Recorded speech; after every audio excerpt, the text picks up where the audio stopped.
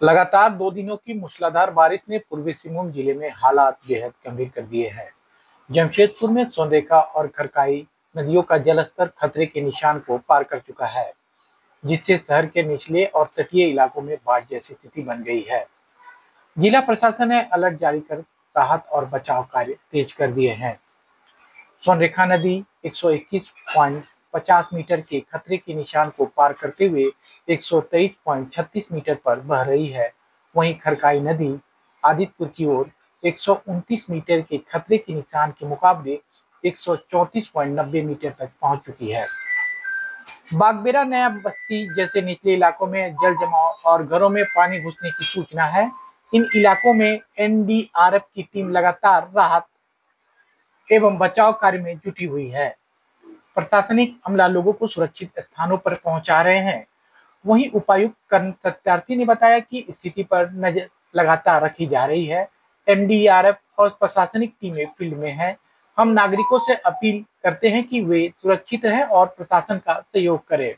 देखिए, जैसा कि आप जानते हैं, जमशेदपुर में वर्तमान में एनडीआरएफ की भी एक टीम स्टेशन है। एनडीआरएफ के 30 पर्सनल हमारे पास हैं, जो कि एक बहुत बड़ी राहत की बात होगी। इसके अतिरिक्त जितने भी हमारे बीडीओ, सीओस और जेएनएसी, मानगो, जुगसलाई नगर क्षेत्र के जितने भी अधिकारी हैं, सभी फील्ड में लगातार भ्रमण कर रहे हैं।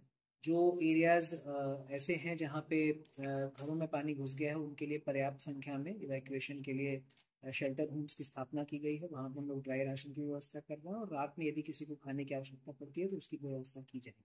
और साथ ही जहाँ पे रेस्क्यू करने का सिचुएशन डेवलप हो रहा है, वहाँ पे एनडीआरएफ लगातार भ्रमणशील है और लोगों को रेस्क्यू भी किया जा रहा है। अभी वर्तमान में दोनों ही रिवर्स का, हमारे खरकई और सुवर्णरेखा के जो जितने भी मेजरिंग पॉइंट्स हैं, सभी में जो खतरे का निशान है उससे ऊपर पानी का फ्लो है। तो हमारी अपील होगी सभी लोगों से कि लो लाइंग एरियाज में स्पेशली जाना अवॉइड करें और अपने घरों में सुरक्षित रहें। सर, आगे का मौसम के बारे में क्या सूचना है आप लोगों को? देखिए, वर्तमान में हमारे पास आज ऑरेंज अलर्ट था, लेकिन जो बारिश का लेवल आज है वो बहुत गंभीर नहीं है। तो बारिश यदि अगले 1-2 दिन में थोड़ी कम होती है तो हम लोग होपफुली तुरंत सिचुएशन को कंट्रोल में ला सकेंगे। अभी जो वर्तमान में परेशानी है वो ज़्यादातर नदियों के लेवल के में जो बढ़ोतरी हुई उसके कारण। Thank you sir. वहीं दूसरी ओर जमशेदपुर पश्चिम के विधायक सरयू राय ने भी बाढ़ प्रभावित क्षेत्रों का दौरा किया। उन्होंने मौके पर पहुंचकर प्रभावित नागरिकों से मुलाकात की और जिला प्रशासन को राहत कार्य और तेज करने का अनुरोध किया। उन्होंने टाटा स्टील की मेरिन ड्राइव परियोजना को लेकर गंभीर सवाल उठाए हैं।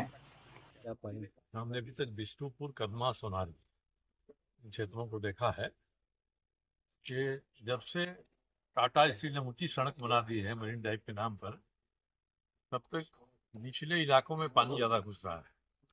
कहने के लिए तो इन्होंने स्लुइस गेट बना दिया है, इनका एक स्लुइस गेट काम नहीं कर रहा है।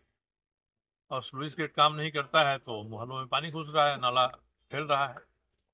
और हमने देखा सासी नगर में एक जगह लोगों ने नाला में ही घर बना लिया है नया, साल भर पहले से ये योजना चली।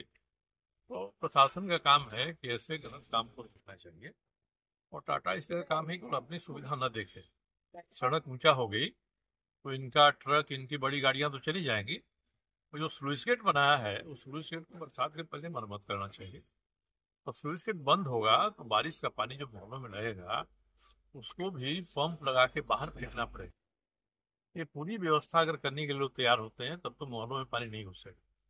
नहीं केवल अपनी वाहवाही करने के लिए ही कि पूरा जमशेदपुर स्वच्छ हो गया, साफ हो गया, नंबर 1 हम हो गए, ये दिखा दे। हमने देखा कई गलियों में पूरा कचरा ऐसे ही पड़ा हुआ है।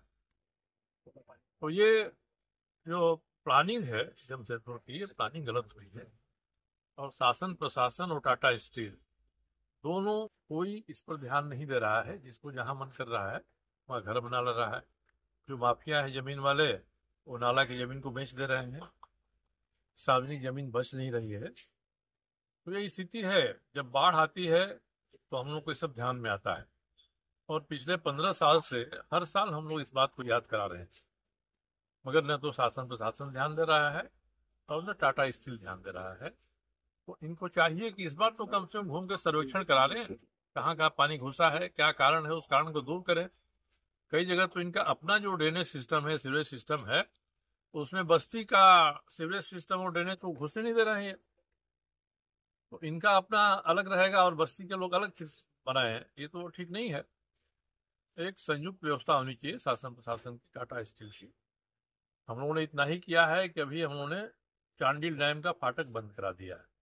जो भी पानी बढ़ रहा है खरकई का बढ़ रहा है, चांडिल भी खुल जाएगा तब तो और ज़्यादा मानगुआज के इलाके में परेशानी पैदा हो जाएगी।